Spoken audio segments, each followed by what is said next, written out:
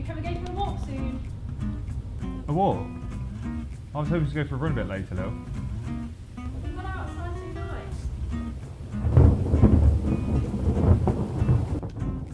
nice. Is walking exercise? Walking is an exercise that meets this aerobic component and is associated with improving high blood pressure and body mass index. Yeah, I get all that, but is walking exercise for me? For you?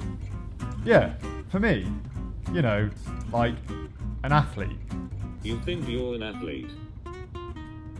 What do you mean, Google? You know I have a fitness YouTube channel. Oh right, an athlete. Or would you just piss off, Google? I'll ask someone smarter. You wouldn't know an athlete if one was foam rolling on your doorstep.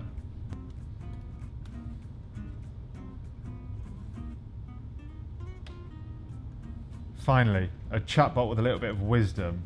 A chatbot with an understanding of fitness, of art and of culture.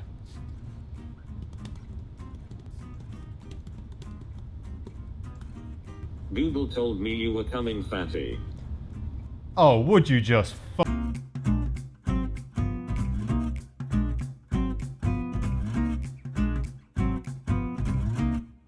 I suppose what I'm trying to ask here is whether or not walking is the sort of exercise that will provide you with a training stimulus and actually improve your fitness. Is a walk to my local chippy or a short hike in the hills the same as doing my local park run? Can I substitute one of my training runs a week with a walk or a hike and expect the same results? Well, the answer is probably not quite what you expected, but more about that later. As a general fitness hobbyist, this question of fitness is one that I'm more interested in, and clearly if you've clicked on the video and watched to this point, you're at least mildly interested in that answer too. Either that, or you've been pulled in by a mutual hatred for search engines and AI-powered chatbots. I'm hoping to give an answer to this question with a little subtlety and nuance, the sort of answer capable only of a mildly competent amateur fitness YouTuber. That's me, by the way. If you've watched any of my previous videos, which unless you're my mum or my wife, I'm almost certain you haven't, you'll know that I recently moved to New Zealand in January 2023, and due to a lack of access to my old home gym and being on the other side of the world to my gym bros, I've taken up running once more. I'm already eyeing up some races and competitions next year when I return back to the UK. I don't follow any formal training programme, and I've never had a coach. I just run because I enjoy being outdoors, and I enjoy how it makes me feel. I also enjoy being able to walk up gentle inclines without having to stop and catch my breath every 50 yards and reapply Vaseline to my inner thighs, but it's mainly the being outdoors bit.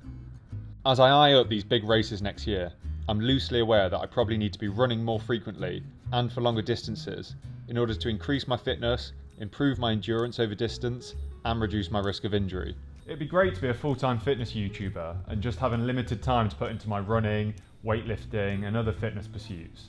But like most part-time fitness hobbyists, I'm more of a weekend warrior who has other responsibilities and a normal life which can just get in the way sometimes. So when Lil and I go for a hike in the hills on a Saturday and make the most of our time in New Zealand, can I do so guilt-free, knowing that the run I'm skipping is redundant because I've just spent 3 hours on my legs hiking to Bell Rock and back? So, is walking exercise? Well, yes. When you walk, you're increasing the oxygen demand in your muscles, as they need to produce more energy through aerobic respiration to move you from A to B by combating the forces of gravity and air resistance. And any activity which uses more energy over and above the bare minimum required by your body to just stay alive, what you might call your basal metabolic rate, is basically exercise. But will walking improve your fitness? Well, it depends. Bear with me on this one. I'll take an analogy from my powerlifting days. In powerlifting, the basic concept of how you develop a training program is that you should gradually increase your volume little by little over time, and as you accumulate more volume, you get stronger. In powerlifting, volume is a term used to mean weight on the bar multiplied by number of reps and number of sets. So if week after week you increase one of them, you are increasing your volume, and the result is that your body needs to adapt to meet the new demands required of it by your training, so you get stronger.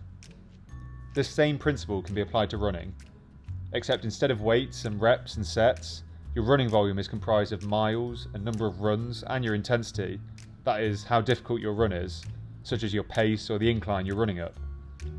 So if you increase one of these things little by little over time, you will be accumulating more volume and forcing your body to adapt, and the chances are you'll be getting fitter in the process too.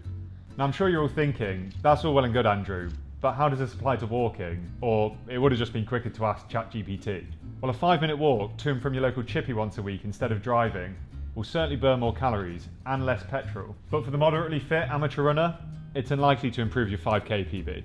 Now, if you're just getting into running or are starting from a relatively low level of fitness, then a 5-minute walk to and from the chippy might be exactly the sort of stimulus your body requires to force it to adapt.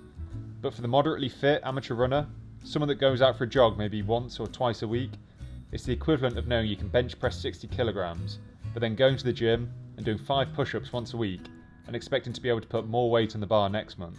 But if you're going for a 5 or 10 mile hike in the hills, now that's starting to sound like a significant stimulus, at least for an amateur runner like myself.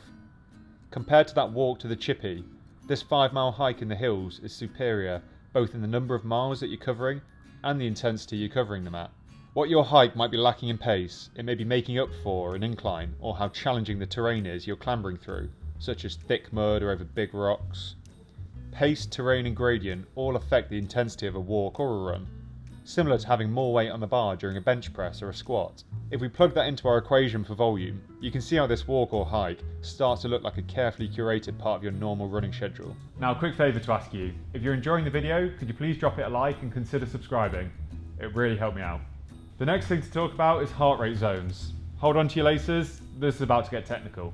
Heart rate zones refers to a theory of training for pretty much all endurance sports in which you try and keep within a certain heart rate range for a given training session. These heart rate ranges are determined by taking a percentage of your maximum heart rate. A simple way of working out your theoretical maximum heart rate is to take 220, then minus your age. This is less accurate at the extremes of age, but for most people, aged 18 to 50, this is a reasonable method which doesn't require you to actually go out and kill yourself trying to find the real number. A great way of measuring intensity during exercise is heart rate zoning. For this, you need a running or smartwatch which can track your heart rate relatively accurately. Not as accurately as a chest strap, but more accurately than trying to count your own pulse as you're working out. The zones are then worked out as follows. The exact ranges of these zones vary a little depending on who you ask. Most of an endurance athlete's training should be within this second zone here, as this is within a heart rate range which can be maintained for a long time and helps to build a good base of aerobic fitness at an intensity which is unlikely to cause you injury. Now, if I give you an example for a recent hike I did with Lily, my average heart rate along this hike was 111 beats per minute, with the first 3 kilometres of uphill being at a rate greater than 110 beats per minute, representing a range between 55 to 65% of my maximum heart rate, which I sustained for just under an hour before I entered the flatter and then more downhill sections of the hike, and my heart rate eased off a bit. Looking back at my own heart rate ranges, this implies I was well within that zone 1 to 2 range and getting a decent stimulus that at worst was burning fat and acting as a recovery workout, and at best was helping to build my aerobic base. This compares to my average walking heart rate of 95 beats per minute, according to my Apple Watch over the last 6 months. Think of this as my average heart rate on the way to the chippy. That's quite a difference in heart rate between just a normal walk on the flat and a hike on a hilly trail, showing that walking isn't just one homogeneous stimulus, in the same way that there are many different types of runs. Now imagine extrapolating this data onwards, and imagining I wasn't a 26-year-old, but instead a 36 or a 46-year-old with a lower theoretical maximum heart rate. Now this same heart rate range of 110 to 120 beats per minute would represent a higher percentage of my maximum heart rate, and therefore would be well more into the zone 2 and even touching into zone 3 training occasionally. Or also imagine I was less fit than I currently am. I'm by no means an elite or an advanced athlete, but as someone who can run a 5k in under 20 minutes, I'd probably say I'm just above average for a male in his mid-20s. If I was on the other side of average, well then my heart rate during this hike probably would have been that slight bit higher too, also meaning that the heart rate zone I was working in was likely to be a bit higher. So, to answer my original question, walking is exercise and can definitely help to build fitness and endurance for most people, as long as they tailor the walk to their specific fitness levels. Now, there's an argument to be made that hiking and walking lacks specificity to running training, and although you may be able to build general aerobic fitness, it isn't the same as actually going out for a run. Just the same as if you're training for a marathon, most people aren't going to recommend cycling 3 hours on a Sunday morning as the best form of preparation. But that's not really the point that I'm trying to make. I'm not telling all of you aspiring runners out there to cut your number of weekly runs and just go for a walk instead.